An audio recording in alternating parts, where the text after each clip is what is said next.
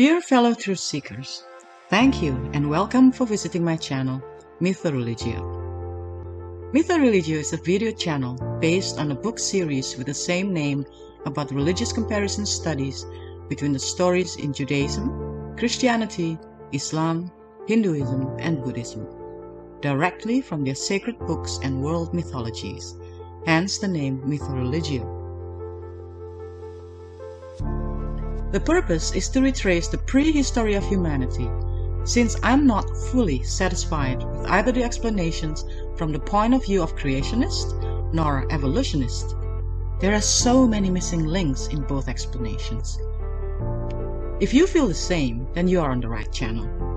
In this channel, I will also analyze about the prehistory of humanity from the archaeological records, modern scientific point of view, and other alternative theories such as the ancient alien theories and Atlantis or Lemuria legends. After thorough research of circa 30 years, I recognize many similarities between all religious stories and even mythologies, and surprisingly, some of them are in accordance or even beyond modern science that have been proven as correct. Thus, I came to the conclusion that all religions must have come from the same source. And all these religious stories and mythologies, although heavily jumbled up, are actually telling one mega story, the true prehistory of our common ancestors. This mega story is quite different than what we have been told to believe and will truly blow your mind, as it is more fascinating than our imagination. If you have watched the earlier videos in this channel, I believe you can see some of the similarities too. If you haven't and you truly want to do a religious comparative study, I suggest that you do so. The best way to do a comprehensive religious study via this channel is by watching the videos starting from number 1 and continue until this present video and so on. That way you will see a clear pattern. In this channel, I will share almost all that I have written in my book series. However, there is one book so far that I cannot share in this channel due to its sensitive, shocking and dark nature, and also might be considered controversial to some, but I believe it sheds more light to the above conclusion. If you want to read this around 500 pages ebook with many full-color illustrations, you are more than welcome to download book number 5 entitled History of the Dark Side, that is available for free in ebook format that can be found in my website www.mythoreligio.com. You only have to give your email address and it will be sent to you directly. And no, I won't share your email address nor send any advertisement. The link is in the description box. If you want to get the physical book, kindly go to amazon.com. Now let's continue with this week's video. Video number 82 from MythoReligio series, Book 4. Mysterious Ancient Megalithic Constructions, Part 5. Easter Island, Moais. Dear fellow truth seekers, in the past few weeks I have shared with you some mysterious megalithic constructions in Europe, the Middle East and South America. And until today, it remains a mystery as to how did our supposedly primitive ancestors build them.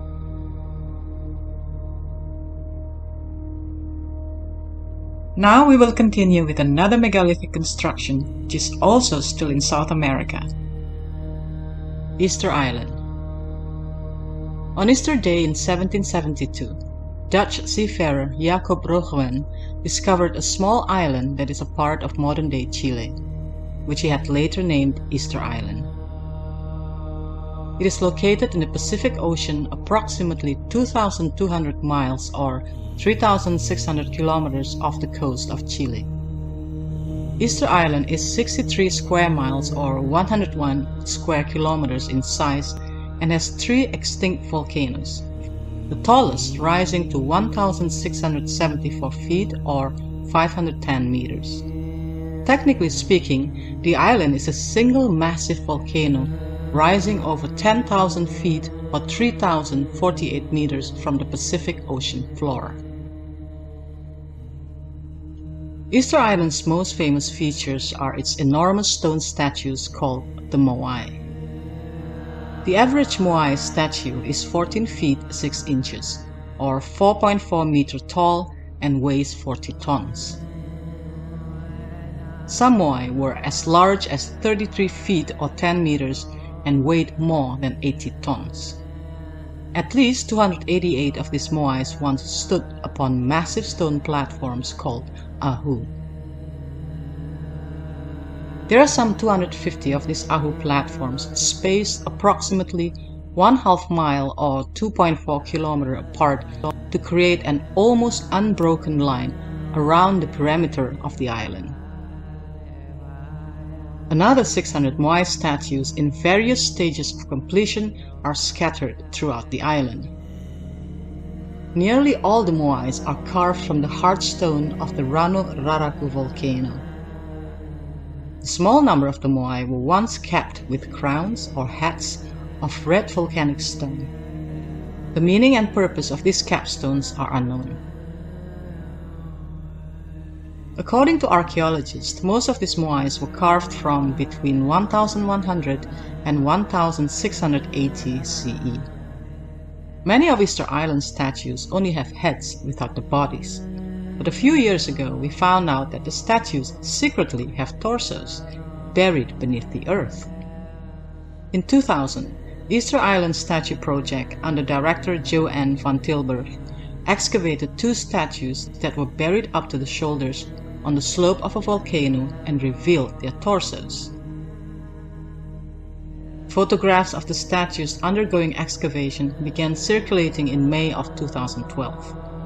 But Life Science asserts that archaeologists have actually known about the bodies since over a century ago, in 1914. It was indeed an interesting finding, but even after the discoveries of the torsos, we still do not know why and how the primitive people of this island built these giant statues. Several scientists have tested many ideas in the past, figuring that the islanders must have used a combination of log rollers, ropes, and wooden sledges. However, there is a problem with this theory. In the distant past, the overall population of this small island could not have exceeded 2,000 or 3,000 people. Easter Island consists mainly of badlands, and based on several examinations, it appears as though not a single tree has ever grown in the region. Therefore, it remains unclear how islanders could transport the massive stone blocks for their moais. They surely could not have used any wooden rollers or bearing for moai transportation. So, how were they transported? Now, a pair of archaeologists have come up with a new theory. Perhaps the moai were engineered to move upright in a rocking motion using only manpower and rope. Have we really solved the mystery of the method of transportation then? Scholars are unable to explain the meaning and use of the Moai statues. It is assumed that their carving and erection derived from an idea rooted in similar practices found elsewhere in Polynesia, but which evolved in a unique way on Easter Island. As always, most scholars assume that the statues may have been used for religious purposes. Like most oral traditions, Rapa Nui, or local native folklore, has been passed down through the generations, and it is unknown whether the stories are based on historical fact or not. Most center on the mystical idea that the massive megalith were moved using mana or divine power. Those who possessed mana were able to command the moai to walk to their designated places. Accounts of who actually possessed mana differ greatly. Earlier accounts recorded by visitors to the island indicate that the statues were ordered to walk by the mythical king Tuku Ihu and the god Makemake. Even specialized priests were known to move moai at the request of those who wanted them on their family land or ahu. In 1919, Catherine Routledge, a British archaeologist who lived on Easter Island for a year, recorded in her journal, There was a certain old woman who lived at the southern corner of the mountain and filled the position of cook to the image makers. She was the most important person of the establishment and moved the images by supernatural powers or mana, ordering them about at her will. Author Eric von Däniken, a proponent of the ancient alien theory, wrote in his book Chariot of the Gods as follows. Even 2,000 men, working day and night, would not be nearly enough to carve the colossal figures out of the still hard volcanic stone with rudimentary tools, and at least a part of the population must have tilled the barren fields, gone fishing, woven cloth, and made ropes. No, 2,000 men alone could not have made the gigantic statues.